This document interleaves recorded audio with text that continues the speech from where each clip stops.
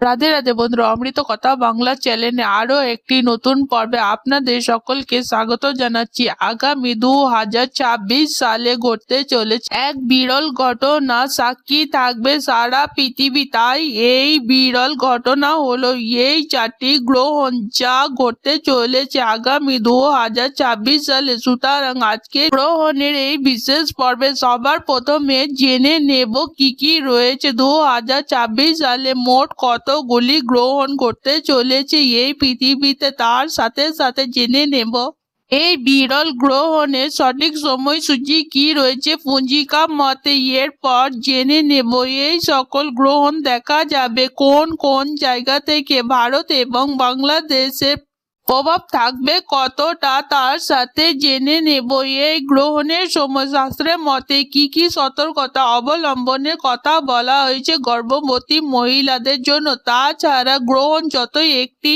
মহাজাগতিক ঘটনা হোক না কেন, এর একটি কুপ্রভাব থেকে যায়। তাই গ্রহণে কুপ্রভাব থেকে মুক্তির উপায় শাস্ত্রের মতে কি বলা হয়েছে, এই সকল প্রশ্নের উত্তর নিয়ে আজ আমার স্পেশাল পর্ব 2026। তাহলে যারা প্রথমবার আমার এই চ্যানেলটি দেখছেন তারা অবশ্যই অমৃত কথা বাংলা চ্যানেলটিকে লাইক, কমেন্ট, শেয়ার এবং সাবস্ক্রাইব করতে ভুলবেন না এবং পাশে থাকা বেল আইকনটি প্রেস করবেন, যার জন্য আমার চ্যানেলে যখন যখন নতুন নতুন ভিডিও আসবে আপনার কাছে তার নোটিফিকেশন যাবে সবার আগে। তাহলে দেরি না করে আজকের এই গ্রহণের স্পেশাল পর্বটি শুরু করা যাক। আসন্ন 2026 সালে 4টে যে বিরল গ্রহণ রয়েছে সেই বিরল গ্রহণের সময়সূচি পঞ্জিকা মতে কি রয়েছে সবার প্রথমে সেই বিষয়ে জেনে নেব। 4টে যে বিরল গ্রহণ রয়েছে 2026 সালে, তার মধ্যে দুটো হলো চন্দ্রগ্রহণ এবং দুটো হলো বিরল সূর্যগ্রহণ। সবার প্রথমে জেনে নেব প্রথম গ্রহণ কবে ঘটতে চলেছে। 27শে ফেব্রুয়ারি মঙ্গলবার সূর্যগ্রহণ ঘটতে চলেছে। এটি বছরে প্রথম সূর্যগ্রহণ এবং এই গ্রহণ ঘটতে চলেছে ফাল্গুন মাসে কৃষ্ণপক্ষের অমাবস্যা তিথিতে সূর্যগ্রহণ হবে। একটি বলয় গ্রাস গ্রহণ। এবারে আমরা জেনে নেব ভারত ও বাংলাদেশের সময় অনুযায়ী এই গ্রহণের সময়সূচি কি রয়েছে। 17 ফেব্রুয়ারি দুপুর 2:54 থেকে এই গ্রহণের তিথি শুরু হবে এবং এই গ্রহণের তিথি সমাপ্ত হবে রাতের 7:54 মধ্যে।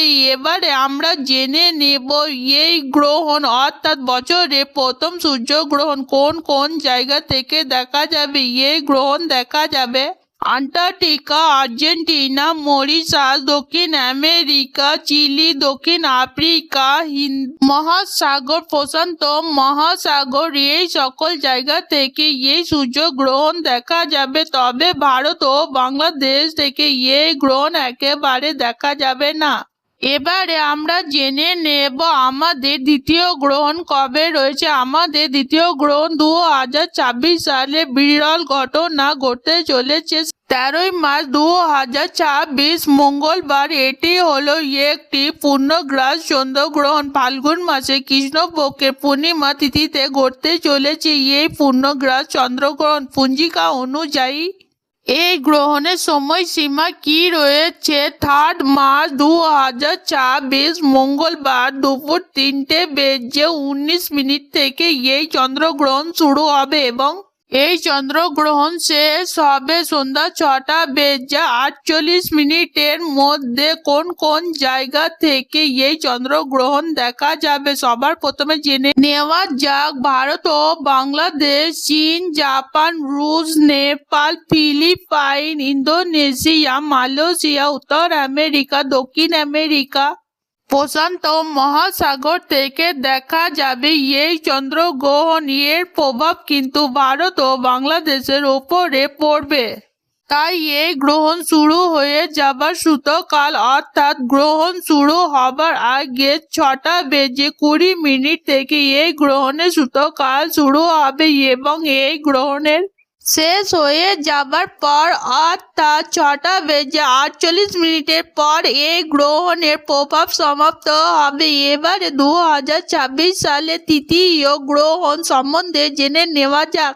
2026 সালে তৃতীয় গ্রহণ রয়েছে 12ই আগস্ট 2026। এটি একটি সূর্যগ্রহণ এবং এই গ্রহণের সময়সীমা পঞ্জিকা মতে 12ই আগস্ট 2026 রাতের 9:04 থেকে শুরু হবে এবং মধ্যরাতের 1:29 শেষ হবে এই গ্রহণ।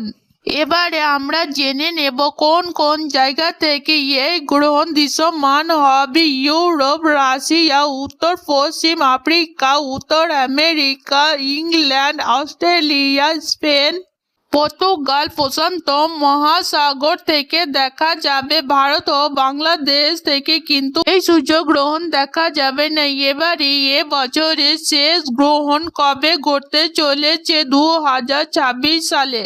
2026 সালের শেষ গ্রহণ 28 আগস্ট 2026 শুক্রবার। এটি একটি চন্দ্রগ্রহণ এবং বছরের সব থেকে শেষ গ্রহণ ঘটতে চলেছে।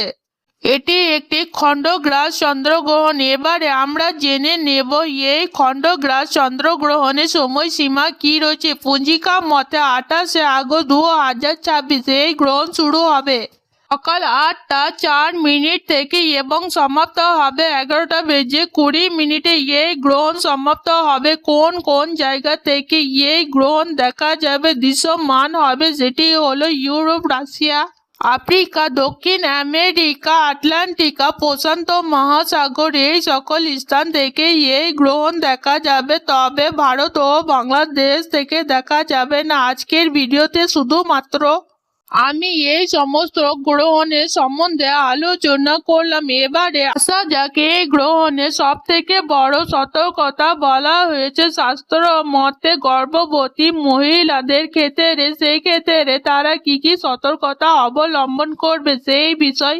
অবশ্যই আমরা জেনে নেব। গ্রহণ চলাকালীন গর্ভবতী মহিলারা ঘরের বাইরে একেবারে বেরোবেন না। কোনোভাবে যেন গ্রহণের আলো আপনাদের স্পর্শ না করতে পারে। গ্রহণ চলাকালীন আপনারা কোনোভাবে কোনো খাবার বা জল পান করবেন না। যদি জল পান করতে হয় কিংবা ওষুধ খেতে হয় তাহলে গ্রহণ শুরু হওয়ার পূর্বে তাতে তুলসী পাতা অবশ্যই দিয়ে রাখবেন। গ্রহণ চলাকালীন গর্ভবতী মহিলারা কোনোভাবে ছুরি কাঁচি ছুঁচ নিয়ে কোনো রকম কোনো কাজ কিন্তু করবেন না।